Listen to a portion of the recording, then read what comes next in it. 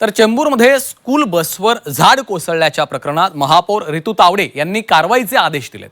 प्रकरणाची माहिती घेऊन निष्काळजीपणा करणाऱ्या अधिकाऱ्यांवर कारवाई होणार असा इशाराच रितू तावडे यांनी दिलाय।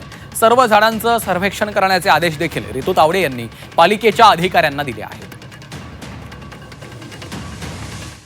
या ठिकाणी आता पूर्ण माहिती घेते। ज्या ठिकाणी मला आता असं कळलं की इकडच्या लोकांनी काही पत्र दिले होते की हे झाड डेंजर झोन मध्ये ते ह्याला रिमूव्ह करा, काढा। ही पत्र जर माझ्या हाताला लागली, मी काढणार ही संपूर्ण, आणि तरी सुद्धा अधिकाऱ्यांनी बेजबाबदारपणा केला असेल तर निश्चितच त्याच्यावर कारवाई होईल।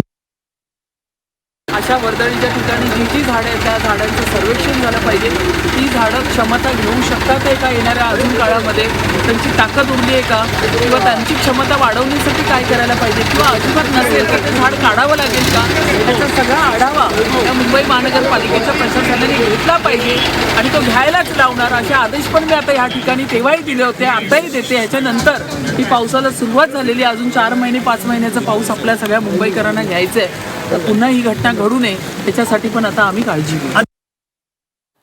तर सर्व झाडांचं पुन्हा एकदा सर्वेक्षण करण्यासंदर्भातले आदेश दिल्याचं रितू तावडे यांनी सांगितलेलं आहे।